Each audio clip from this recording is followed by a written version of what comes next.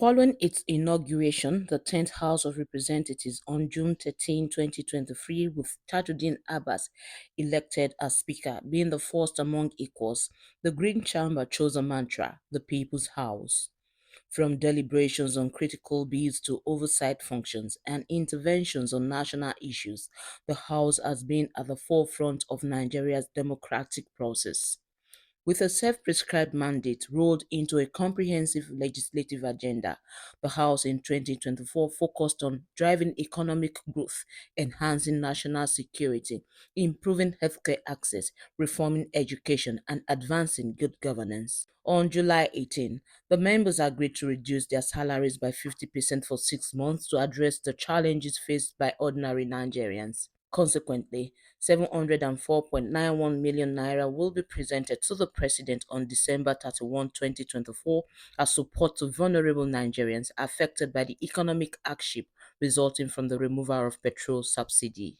Another notable achievement in the year under review was the passing of 89 bills across priority areas. The bills were carefully developed to ensure that they deliver tangible benefits to Nigerians and align with national development goals. Popular among the bills are the Electric Power Sector Reform Amendment Bill, the Student Loans Access to Higher Education Act, and the Cybercrime Prohibition and Prevention Act. One bill may be important to one person, it could be of less importance to another. But for me as a person, so I'm not speaking for the House as far as this is concerned, because every bill to me is important. The bill, which seeks a 14-year jail term for randy lecturers and school administrators, also passed third reading. An educator shall be guilty of committing an offense or a felony of sexual harassment if he or she engages in any form of unwelcome physical contact or verbal conduct of a sexual nature with a student or prospective student, or demands such conduct regardless of consent. Beyond legislation, the House undertook various initiatives to deepen public engagement and enhance the legislative process. These include the National Dialogue on State Policing, the National Discourse on Nigerian Security Challenges, National Dialogue on Local Government Autonomy, and the National Dialogue on Homegrown Parliamentary System.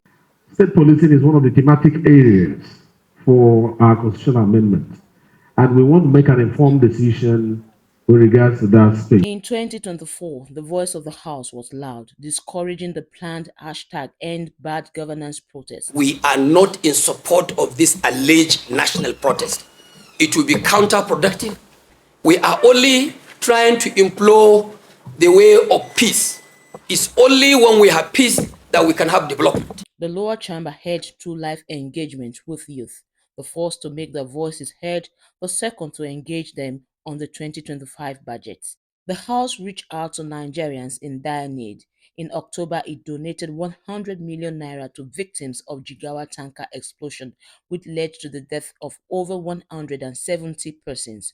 It also responded to victims of the flooding in Maiduguri with donation of the like sum. Many motions were moved to address the escalating insecurity across the country.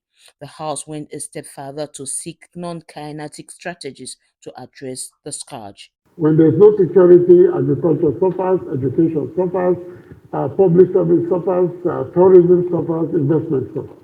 And for the House, we have a focused approach to ensuring that every oversight visit is targeted at solving the problem. In 2024, Abbas led an historic march to commemorate the 16 days of activism against gender-based violence.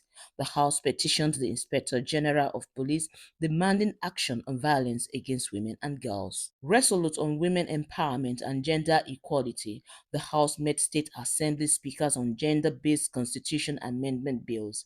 This earned the Speaker a decoration as Global E4She Ambassador by Nigeria Council of Women's Society. Against doom predictions, the House hosted the joint session of the National Assembly as President Bola Tinubu presented the 2025 budget estimates of 49.8 trillion naira. Tagged Budget of Restoration, Tinubu urged more patience from Nigerians as its reforms yield results. I report today that our economy is responding positively to stimulus. In its lows, the House experienced a gale of defections of Labour Party members to ruling All Progressive Congress, a move that further weakened the strength of opposition.